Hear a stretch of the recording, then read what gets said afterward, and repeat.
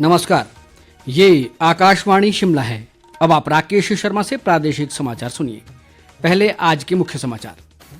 केंद्रीय सूचना व प्रसारण मंत्री अनुराग सिंह ठाकुर ने कहा, मोदी सरकार ने हिमाचल को शिक्षा के क्षेत्र में बनाया आत्मनिर्भर। मुख्यमंत्री सुखविंदर सिंह सुक्खू ने नादौन के गलोड़ में चुनावी जनसभा में कांग्रेस के बागी विधायकों पर बोला हमला। प्रदेश में लोकसभा चुनाव व विधानसभा के उपचुनाव को लेकर राज्य निर्वाचन विभाग द्वारा मतदाता जागरूकता कार्यक्रमों का आयोजन। और कुल्लू व शिमला जिलों में सड़क दुर्घटनाओं में 5 लोगों की गई जान। अब समाचार विस्तार से। वरिष्ठ भाजपा नेता और केंद्रीय सूचना व प्रसारण और खेल मंत्री अनुराग सिंह ठाकुर ने कहा है कि मोदी सरकार के 10 वर्षों में हमीरपुर संसदीय क्षेत्र सहित हिमाचल प्रदेश शिक्षा हब के रूप में उभरा है।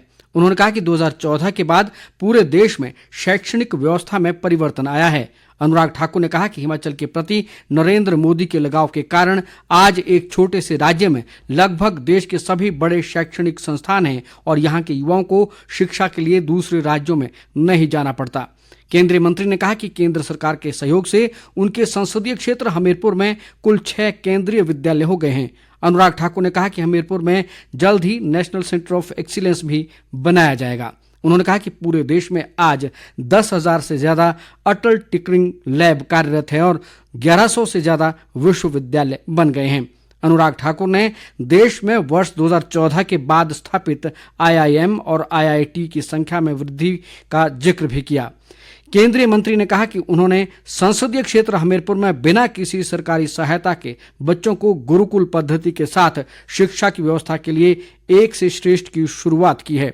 अनुराग ठाकुर ने कहा कि हमीरपुर संसदीय क्षेत्र में ऐसे 580 से ज्यादा केंद्र कार्यरत है जहां 9,500 से अधिक बच्चे शिक्षा ग्रहण कर रहे हैं।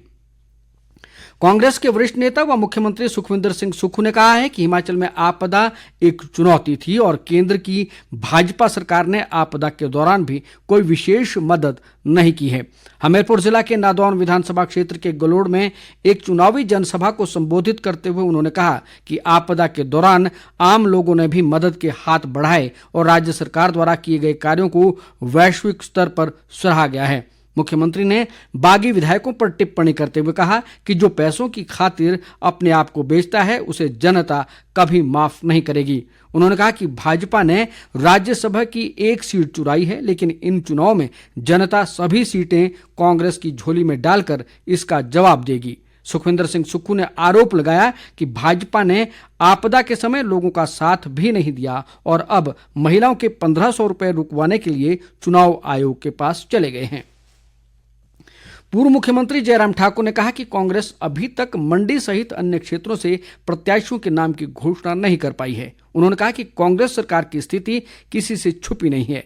जयराम ठाकुर ने कहा कि सरकार की सारी व्यवस्थाएं अस्त व्यस्त हो चुकी है, विकास के काम ठप पड़े हैं और सभी सरकारी निर्माण कार्य बंद पड़े हैं। जयराम ठाकुर आज कुल्लू में भाजपा अनुसूचित मोर्चा के कार्यकर्ता सम्मेलन में भाग लेने के बाद पत्रकारों से बातचीत कर रहे थे। उन्होंने मंडी से भाजपा प्रत्याशी कंगना रणौत के विरुद्ध की जा रही टिप्पणियों की निंदा करते हुए कहा कि कांग्रेस को इससे बचना चाहिए। जयराम ठाकुर ने कहा कि कांग्रेस के नेता एक ओर जहां कंगना रणौत को बहन बोल रहे हैं, वहीं दूसरी ओर उनके खिलाफ अभद्र टिप्पणी कर रहे हैं, जो दुर्भाग्यपूर्ण है। उन्होंने कहा कि भारतीय जनता पार्टी हर तरह की चर्चा के लिए तैयार है। वरिष्ठ भाजपा नेता व पूर्व मुख्यमंत्री प्रोफेसर प्रेम कुमार धूमल ने पार्टी कार्यकर्ताओं से लोकसभा व विधानसभा चुनाव में पार्टी प्रत्याशियों के लिए एकजुट होकर काम करने का आह्वान किया है। वे आज हमीरपुर जिला के सुजानपुर में अनुसूचित जाति सम्मेलन में बतौर मुख्य अतिथि बोल रहे थे। धूमल ने कहा कि उन्होंने हमेशा संगठन को प्राथमिकता दी है और संगठन ने जिसको भी पार्टी का चिन्ह दिया है उसके लिए काम किया है। सम्मेलन में सुजानपुर से भाजपा प्रत्याशी राजेंद्र राणा ने आरोप लगाया कि मुख्यमंत्री सुखविंदर सिंह सुक्खू ने केवल शिमला जिला से संबंधित लोगों को ही प्राथमिकता दी है। उन्होंने कहा कि लोकसभा चुनाव के लिए भाजपा प्रत्याशी अनुराग सिंह ठाकुर के पक्ष में सभी एकजुट होकर काम करेंगे और रिकॉर्ड मतों से जीत हासिल कर केंद्र में एक बार फिर भाजपा की सरकार बनाएंगे। राज्य निर्वाचन विभाग द्वारा प्रदेश में चुनाव प्रक्रिया शांतिपूर्वक संपन्न करवाने के लिए भारत निर्वाचन आयोग द्वारा जारी सभी दिशा निर्देशों की 100% अनुपालना सुनिश्चित की जा रही है। विभाग के एक प्रवक्ता ने बताया कि प्रदेश में अभी तक लाइसेंसधारी शस्त्र धारकों द्वारा 61,472 शस्त्र जमा करवाए जा चुके हैं। प्रवक्ता ने बताया कि आदर्श चुनाव आचार संहिता के दृष्टिगत सी विजिल के माध्यम से अब तक प्रदेश के विभिन्न जिलों से 53 शिकायतें प्राप्त हुई हैं। उन्होंने बताया कि इन शिकायतों का समयबद्ध समाधान सुनिश्चित किया जा रहा है।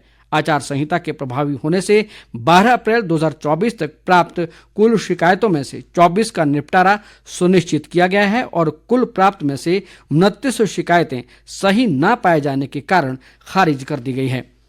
लोकसभा चुनाव को लेकर राजनीतिक दलों ने अपनी अपनी गतिविधियां तेज कर दी हैं। इसी कड़ी में ऊना विधानसभा क्षेत्र के बूथ पालकों की अहम बैठक का आयोजन आज ऊना में किया गया। भाजपा के प्रदेश संगठन मंत्री सिद्धार्थन बैठक में मुख्य अतिथि के रूप में शामिल हुए, जबकि इसकी अध्यक्षता भाजपा के पूर्व अध्यक्ष व विधायक सतपाल सिंह सत्ती ने की। इस दौरान विधानसभा क्षेत्र के प्रत्येक बूथ से आए कार्यकर्ताओं ने लोकसभा चुनाव को लेकर नेताओं के साथ फीडबैक साझा किया। भाजपा नेताओं ने कार्यकर्ताओं को लोकसभा चुनाव के लिए उपयोगी टिप्स प्रदान करते हुए अपने अपने बूथ पर अधिक से अधिक लोगों को पार्टी के साथ जोड़ने का आह्वान किया। सतपाल सिंह सत्ती ने मंडी संसदीय क्षेत्र से कंगना रणौत और विक्रमादित्य सिंह के बीच चल रहे आरोप प्रत्यारोप को लेकर कहा कि राजनीतिक दलों के बीच विकासात्मक मुद्दों को लेकर बहस होना जरूरी है, लेकिन कंगना रणौत के बारे में कांग्रेस नेताओं द्वारा की गई टिप्पणियों का ही परिणाम है कि अब कंगना रणौत भी खुलकर उनका प्रतिकार कर रही है। भाजपा ने कांग्रेस पर राजनीतिक वातावरण बिगाड़ने के आरोप लगाए हैं। शिमला में आज एक पत्रकार वार्ता के दौरान पार्टी के प्रदेश प्रवक्ता बलवीर वर्मा ने कहा कि मुख्यमंत्री सुखविंदर सिंह सुक्खू सहित कांग्रेस के अन्य नेताओं की भाषा शैली ठीक नहीं है। उन्होंने कहा कि भाजपा नेताओं के लिए की गई अभद्र टिप्पणी और उन्हें नुकसान पहुंचाने के आह्वान से कांग्रेस ने प्रदेश की राजनीति का स्तर गिराने का काम किया है। बलवीर वर्मा ने कहा कि चुनाव में व्यक्तिगत टिप्पणी नहीं होनी चाहिए, लेकिन यदि कांग्रेस पहल करेगी तो भाजपा भी चुप नहीं बैठेगी। उन्होंने कहा कि जहां पड़ोसी देश महंगाई की मार से जूझ रहे हैं, वहीं भारत में प्रधानमंत्री नरेंद्र मोदी की सकारात्मक सोच और कुशल नेतृत्व से करीब 80 करोड़ लोगों को मुफ्त राशन दिया जा रहा है। वर्मा ने कहा कि बीते 10 वर्षों में केंद्र की एनडीए सरकार ने अनगिनत विकास कार्य करवाए हैं, जिसके चलते प्रधानमंत्री नरेंद्र मोदी लगातार तीसरी बार देश का नेतृत्व करने जा रहे हैं। प्रदेश में लोकसभा चुनाव के साथ विधानसभा के 6 उपचुनाव को लेकर मतदाताओं को जागरूक करने के उद्देश्य से राज्य निर्वाचन विभाग द्वारा विभिन्न स्थानों पर जागरूकता कार्यक्रमों का आयोजन किया जा रहा है। इसी कड़ी में आज शिमला शहरी निर्वाचन क्षेत्र के तहत राजकीय वरिष्ठ माध्यमिक पाठशाला लक्कड़ बाजार शिमला में मतदाता जागरूकता अभियान चलाया गया। इस दौरान नोडल अधिकारी सुरेश कुमार ने निर्वाचन साक्षरता क्लब के सदस्यों व विद्यार्थियों को वोट के महत्व के विषय में विस्तृत जानकारी दी। इसी तरह किन्नौर जिला निर्वाचन क्षेत्र के शोल्टू में स्वीप गतिविधियों का आयोजन कर मतदाताओं को मतदान के प्रति जागरूक किया गया।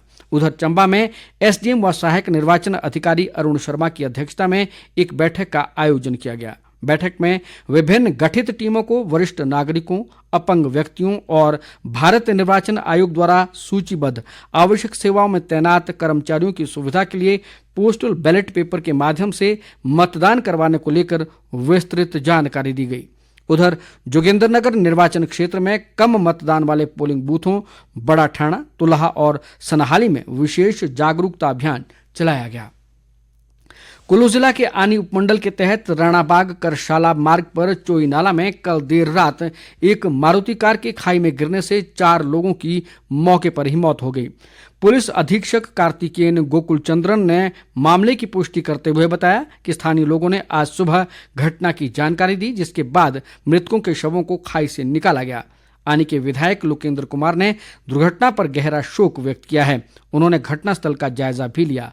उधर राजधानी शिमला के पुराने बस स्टैंड में एचआरटीसी की 2 बसों की भिड़ंत में एक महिला की मौत हो गई है, जबकि एक पुरुष को गंभीर चोटें आई हैं। जनजातीय जिला लाहौल स्पीति के दुर्गम क्षेत्र की मयाड़ घाटी में करीब 1 महीने के बाद संचार सेवा बहाल होने से लोगों ने राहत की सांस ली है। भारी बर्फबारी के कारण 1 महीने से ठप संचार सेवा से लोग परेशान थे और अब क्षेत्र के जनप्रतिनिधियों का आगामी चुनाव के बहिष्कार संबंधी वीडियो सोशल मीडिया पर वायरल होने के चलते जिला प्रशासन ने इस समस्या का संज्ञान लिया है। स्थानीय जनप्रतिनिधियों ने इस सेवा को बहाल करने के लिए उपायुक्त का आभार व्यक्त किया है। प्रदेश के अधिकांश भागों में आज मौसम आमतौर पर साफ बना रहा। हालांकि मौसम विभाग ने कल से प्रदेश में मौसम खराब रहने की संभावना जताई है। मौसम विज्ञान केंद्र शिमला के निदेशक सुरेंद्र पॉल ने बताया कि 13 से 15 अप्रैल तक राज्य में अधिकांश स्थानों पर वर्षा और ऊंचे क्षेत्रों में बर्फबारी की संभावना है। विभाग ने 13 और 14 अप्रैल को राज्य में कुछ स्थानों पर ओलावृष्टि, आंधी चलने और आसमानी बिजली गिरने का ऑरेंज अलर्ट जारी किया है। उन्होंने इस दौरान चंबा, कांगड़ा, कुल्लू और मंडी जिलों में कुछ स्थानों पर भारी वर्षा की संभावना भी जताई है। अंत में मुख्य समाचार एक बार फिर। केंद्रीय सूचना व प्रसारण मंत्री अनुराग सिंह ठाकुर ने कहा, मोदी सरकार ने हिमाचल को शिक्षा के क्षेत्र में बनाया आत्मनिर्भर। मुख्यमंत्री सुखविंदर सिंह सुक्खू ने नादौन के गलोड़ में चुनावी जनसभा में कांग्रेस के बागी विधायकों पर बोला हमला। प्रदेश में लोकसभा चुनाव व विधानसभा के उपचुनाव को लेकर राज्य निर्वाचन विभाग द्वारा मतदाता जागरूकता कार्यक्रमों का आयोजन। और कुल्लू व शिमला जिलों में सड़क दुर्घटनाओं में 5 लोगों की गई जान। इसके साथ ही समाचार बुलेटिन समाप्त हुआ। नमस्कार।